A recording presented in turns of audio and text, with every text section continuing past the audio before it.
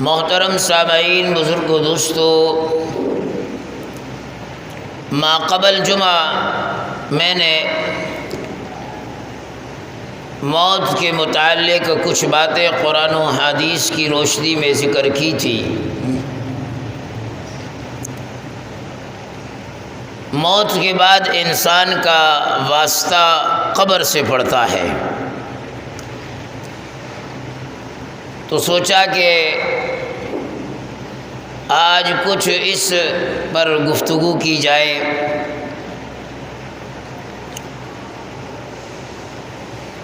اس لیے کہ زندگی کا کوئی بھروسہ نہیں ہے۔ آپ علیہ الصلوۃ والسلام رجب کا چاند دیکھ کر دعا فرمایا کرتے تھے کہ اللہ رجب اور شعبان میں برکتیں دے اور رمضان تک پہنچا۔ اللہم بارک لنا فی رجب و شعبان وبلغنا رمضان۔ تو چونکہ انسان کو اپنی زندگی کے ایام کا نہیں پتہ کب سانسیں رک جائے، زندگی کا چڑھتا سورج وہ غروب ہو جائے،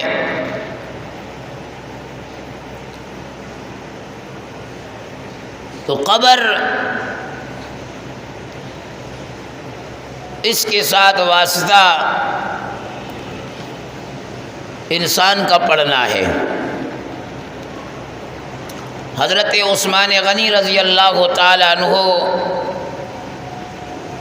خلیفہ ثالث، دوہرے داماد جناب نبی کریم صلی اللہ علیہ وسلم کے، اور اللہ کی نبی کی زبان سے انہیں جنت کی بشارت بھی ملی، اس کے باوجود وہ جب کسی قبر کے پاس چلے جاتے تو اتنا روتے تھے کہ آپ کی داڑھی مبارک وہ آنسوؤں سے تر ہو جایا کرتی تھی۔ کسی نے پوچھا کہ حضرت آپ جنت اور جہنم کے تذکروں پر تو نہیں روتے اور قبر کے پاس آپ کی حالت غیر ہو جاتی ہے؟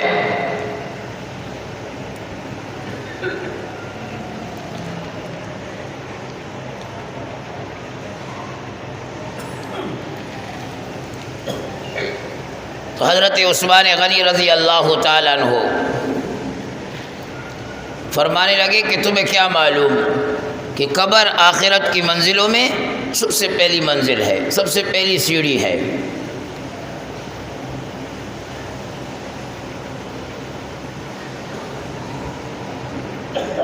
اور آپ رضی اللہ تعالیٰ عنہ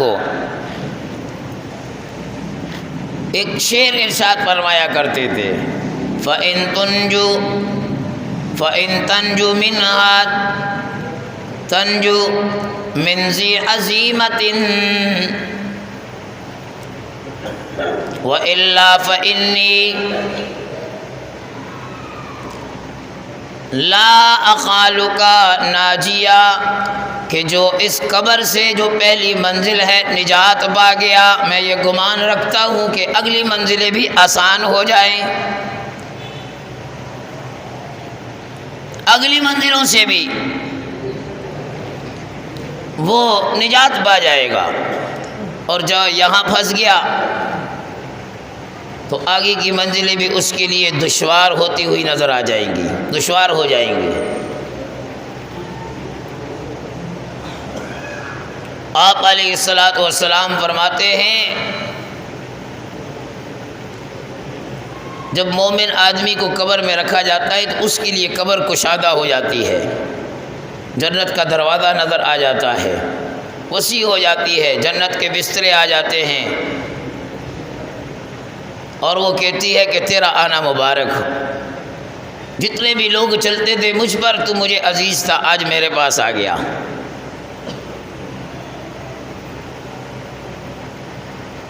جیسے کوئی نیک آدمی جب کسی کے گھر پر اچانک چلا جائے تو وہ آدمی کتنا خوش ہو جاتا ہے کہ یہ میرے گھر پہ آ گیا۔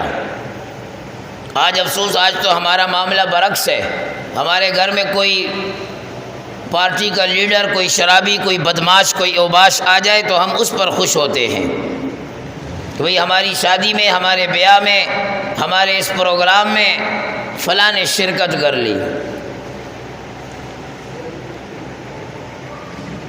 آپ علیہ السلام نے تو یہاں تک فرمایا کہ تمہارا کھانا وہ نیک لوگ کھائیں، تم اپنے دسترخوانوں پر انہیں مدعو کیا کرو۔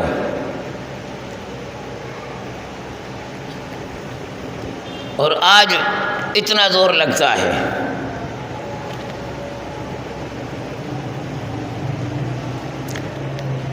اور فرمایا کہ جب بد آدمی، فاسق اور فاجر آدمی کو رکھا جاتا ہے قبر میں، قبر اس پر تنگ ہو جاتی ہے۔ یہ کیوں آ گیا؟ جتنے بھی لوگ چلتے تھے قبر اس سے کہتی ہے کہ سب میں ناپسندیدہ تھا تو۔ اور ایک حدیث میں آیا 70 اژدہے، ایک میں 99 اژدہے اس پر مسلط کر دیے جاتے ہیں، جو ایک ڈنگ مارتے ہیں 70 گز وہ زمین کے اندر دھنس جاتا ہے، قبر مل جاتی ہے، پسلیاں ایک دوسرے میں ایسی گھس جاتی ہیں۔ ایک موقع پر جناب نبی کریم صلی اللہ علیہ وسلم نے ارشاد فرمایا کہ جب بندے کو قبر میں رکھا جاتا ہے، گناہگار، فاجر، فاسق، اللہ کا باغی نافرمان، 3 کیڑے اس کے پاس آتے ہیں، سانپ بچھو نہیں، کیڑے، ایک دائیں طرف سے، ایک بائیں طرف سے، ایک پاؤں کی طرف سے۔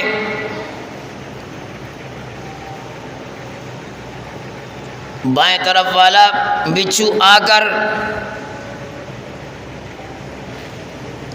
اس کی آنکھ کو یوں پردہ اٹھاتا ہے، ایسے بائیں طرف کفن دیا جاتا ہے تو پہلے بائیں طرف سے بند کیا جاتا ہے۔ کپڑے جب بناؤ تو درزی کو کہہ دیا کرو کہ دائیں بائیں کا خیال رکھو۔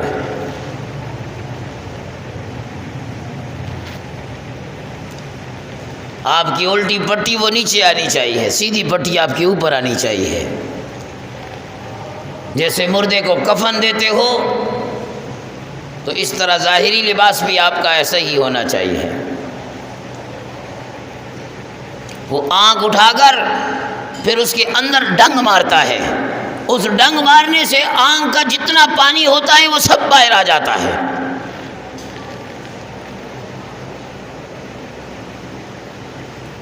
دائیں طرف کا فرشتہ کیڑا آتا ہے اور وہ ناف میں ڈنگ مارتا ہے، جس سے اندر کی ہڈیاں اس کی چور ہو جاتی ہیں۔ اور پاؤں کی طرف سے کیڑا آتا ہے، وہ ناخن پر ڈنگ مارتا ہے، جس سے سر تک کے تمام جوڑ الگ ہو جاتے ہیں۔ قبر کوئی مذاق نہیں ہے۔ القبر روضۃ من ریاض الجنہ وحفرۃ من حفر النار۔ قبر یا تو جنت کے باغوں میں سے ایک باغ یا جہنم کے گھڑوں میں سے ایک گھڑا۔ اب جنت کا باغ بنانے کے لیے اس قبر کو اللہ نے مجھ اور آپ کو دنیا میں موقع دیا ہے کہ بنا لو اسے جنت، اور اللہ نے وہ جنت کے نظارے اس دنیا میں کئی دفعہ لوگوں کو دکھلائے کہ لوگوں دیکھو، میں اللہ جب دکھانے پر آتا ہوں وہ جنت کے نظارے تمہیں اسی دنیا میں دکھا دیتا ہوں۔ شہید اسلام، شہید کراچی حضرت اقدس مولانا یوسف لدھیانوی صاحب شہید رحمت اللہ تعالی علیہ، ایک جنازے کے ساتھ قبر پہ گئے، دفن کیا، دیکھا ایک قبر میں کوئی کڑ کڑ آواز آ رہی ہے، ٹھک ٹھک کی آواز آ رہی ہے۔ حضرت مولانا اس قبر کی طرف متوجہ ہوئے، ایک سوراخ ہے، آپ نے اس قبر میں یوں سوراخ میں جھانک کر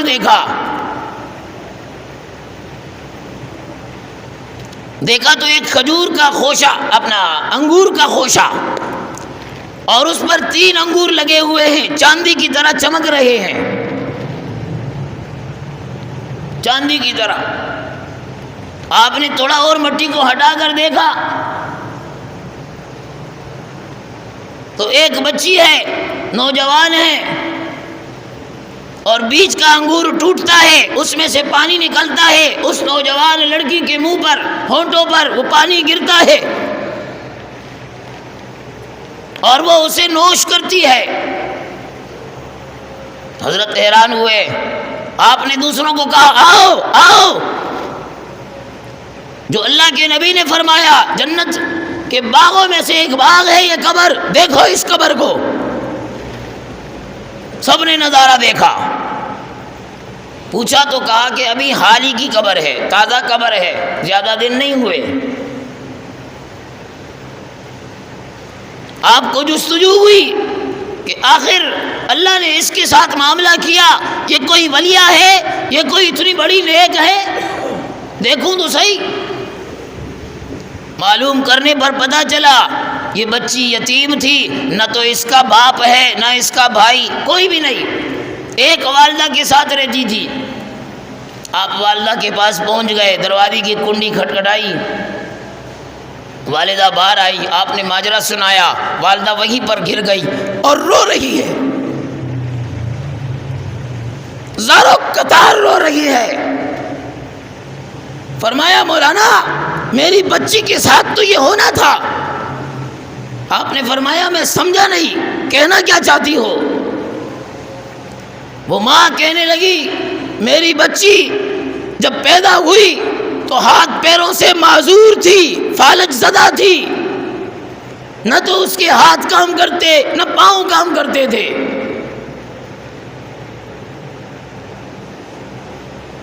اور اسی طرح اس نے بچپن گزار دیا، جوانی کی دہلیز پر قدم رکھا، تب بھی وہ مفلوج تھی۔ میں بوڑھی ماں اسے کھلاتی تھی، میں بوڑھی ماں اسے پلاتی تھی، میں بوڑھی ماں اس کے قضائے حاجت کے لیے اسے پیٹھ پر بٹھا کر بیت الخلا لے جاتی تھی۔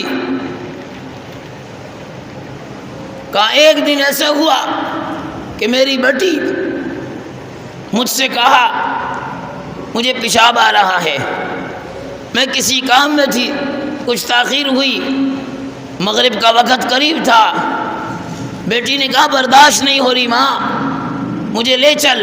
میں اسے پیٹھ پر لڑا کر لے گئی اور بیت الخلا میں داخل کیا، اسے بٹھا دیا پیشاب کے لیے۔ میں واپس پلٹی، اتنے میں اذانیں شروع ہو گئی، اللہ اکبر اللہ اکبر اللہ اکبر اللہ اکبر، اشہد ان لا الہ الا اللہ اشہد ان لا الہ الا اللہ۔ اتنی اذان ہوئی، دروازہ کھلا، بچی نے شلوار ہاتھ میں پکڑی اور وہ دروازے سے باہر آ گئی۔ میں یہ ماجرا دیکھ کر حیران رہ گئی، میں دوڑتی ہوئی گئی، بیٹی یہ کیا ہو گیا؟ تیرے پاؤں تو چلنے والے نہیں تھے، تو کیسے نکل کر باہر آ گئی؟ بیٹی نے کہا ماں خاموش، اذان ہو رہی ہے۔ ہائے یہ بیٹیاں کہاں سے ملیں گی؟ ماں اذان ہو رہی ہے، خاموش ہو جا۔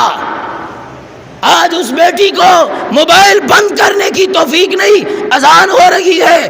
اس بیٹی کو ریموٹ رکھنے کی توفیق نہیں، اذان ہو رہی ہے۔ اس بیٹی کا گانا جا رہا ہے، اس بیٹی کا ڈرامہ جا رہا ہے، وہ بیٹی فلم کا سین دیکھ رہی ہے، اسے کیا پرواہ؟ آج اللہ کی قسم ایسی بیٹیاں مانگنے سے بھی نہیں مل پا رہی۔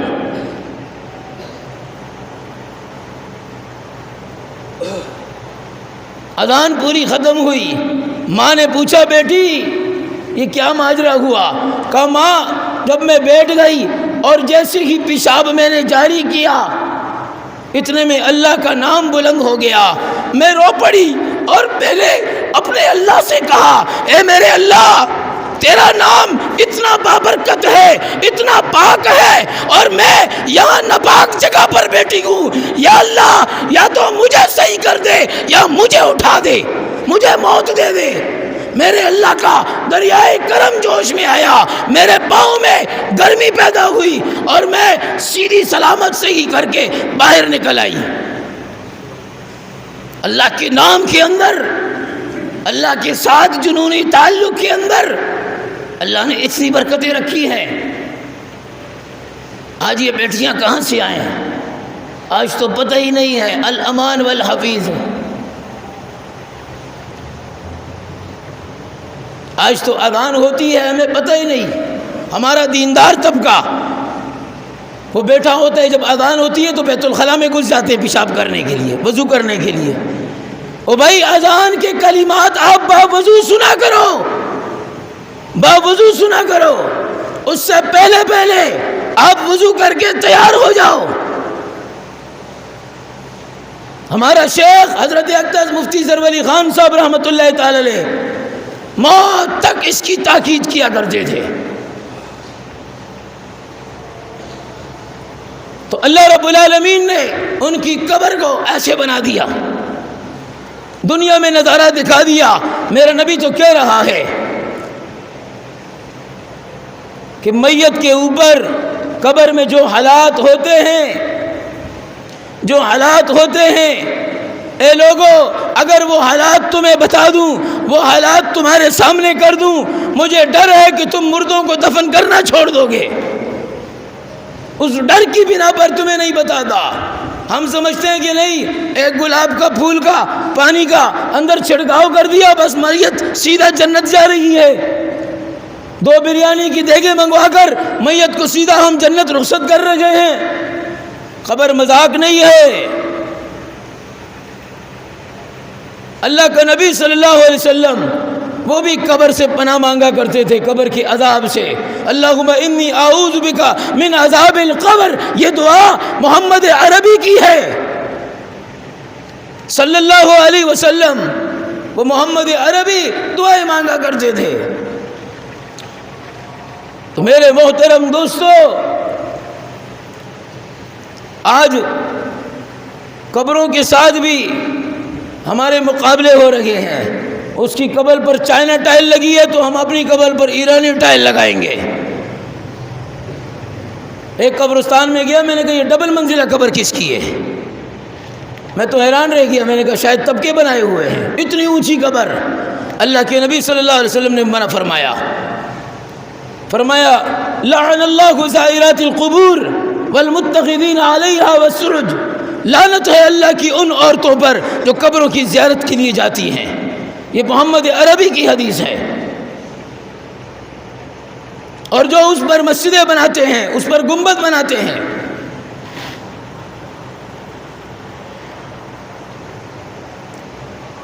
آج تو مرنا بھی اتنا مشکل ہو گیا، اتنے لوازمات، اتنا کچھ، الامان والحفیظ۔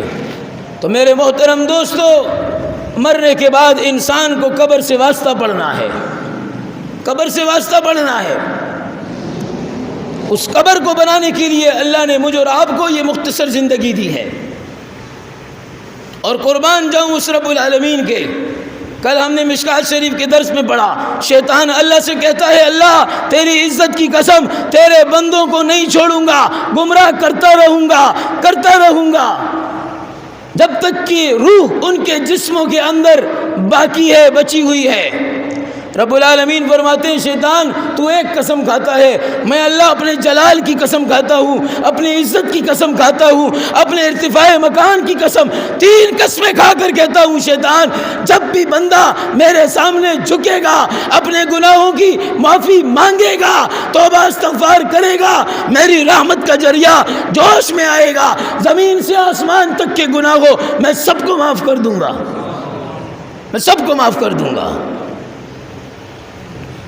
تو آج کتنا آسان معاملہ ہے، اللہ کی قسم بھائی سے بھائی ناراض ہو جائے، بھائی کو راضی کرنا مشکل ہے، ماں باپ سے اس کا بیٹا ناراض ہو جائے، ماں باپ اس بیٹے کو راضی کرنے میں زمین اور آسمان ایک کر دیتے ہیں۔ میں نے کئی ایسے دیکھے، منتیں کرتے ہیں اس بیٹے کی، وہ راضی نہیں ہوتا، بیٹی ناراض ہو جائے، ماں ایڑی چوڑی کا زور لگاتی ہے۔ میرے پاس کئی آئے مولوی صاحب کوئی تعویذ دے، بیٹی ناراض ہے کسی طریقے سے راضی ہو جائے، اور وہ ناراضگیاں دین کی خاطر نہیں ہے، وہ دنیا کی خاطر، اور وہ رب العالمین زمین و آسمان کے گناہ لے جا رب کے سامنے۔ حدیث قدسی میں آتا ہے کہ ایک آدمی پوری زندگی اللہ کا نافرمان باغی، کبھی اس نے مسجد کی چوکھٹ نہیں دیکھی، کبھی وہ اللہ کی طرف رجوع نہیں کیا اس نے، اب بوڑھا ہو گیا، کمزور ہو گیا، زبان لڑکھڑانے لگی، ہاتھوں میں رعشہ طاری ہو گیا، پاؤں پر لرزہ آ گیا، سنوائی بھی کم ہو گئی، بینائی بھی کمزور پڑ گئی، جیب بھی خالی ہو گئی، بچوں نے بھی دھتکار دیا کہ بوڑھا ہو چکا ہے۔ اب وہ روتا ہوا ادھر ادھر کرتا ہوا کہ ساری زندگی تو میں نافرمان رہا، اب جاؤں تو اللہ کے دربار میں کس منہ سے؟ لیکن وہ آ جاتا ہے اللہ کے دربار میں اور آ کر روتا ہے، اے ربا ساری زندگی تیرے نافرمان رہا، آج اپنوں نے بھی چھوڑ دیا، تیرے سامنے آیا ہوں۔ رب کی طرف سے آواز آتی ہے کہ بندہ تیرے آنے میں دیر ہو سکتی ہے، میرے راضی ہونے میں دیر نہیں ہو سکتی۔ آج موقع دیا ہے اللہ نے، آج ہم یہ سوچیں آنے والی نسل وہ ہمارے حق میں دعا کرے گی، آنے والے لوگ وہ ہمارے لیے صدقہ خیرات کریں گے، یہ دھوکہ ہے شیطان کا۔ آج اللہ نے موقع دیا ہوا ہے اپنی قبر کو سنوارنے کے لیے، اپنی قبر کو بنانے کے لیے۔ آج ہم وہ اعمال کر لیں جن سے قبریں سدھر جائیں، بن جائیں۔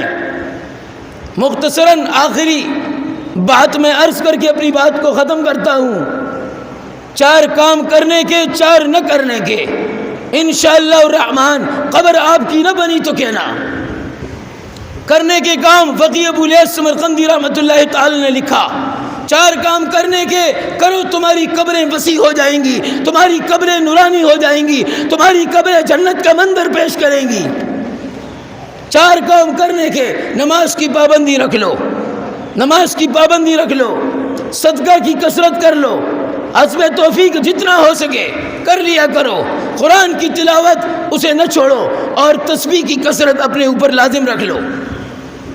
یہ زبان جو ہر وقت گناہ کے الفاظ بولتی ہے، کبھی اس سے اللہ کا نام لو، سبحان اللہ کا نام لو، الحمدللہ کی صفت بیان کرو۔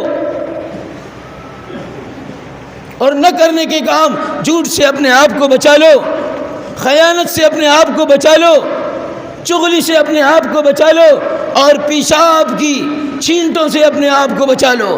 اللہ کے نبی نے فرمایا اکثر عذاب قبر میں وہ پیشاب کی چھینٹوں کی وجہ سے ہوتا ہے۔ جانور کی طرح، گدھے کی طرح کھڑے کھڑے وہ نہیں دیکھتے ہیں کہ کپڑوں پر کتنا پیشاب کی چھینٹیں پڑ رہی ہے۔ تو یہ 4 نہ کرنے کے کام اور 4 کرنے کے کام، اللہ رب العالمین قبر کو روشن فرما دیں گے۔ اللہ رب العالمین ہمیں عمل کی توفیق عنایت فرمائے۔ وآخر دعوانا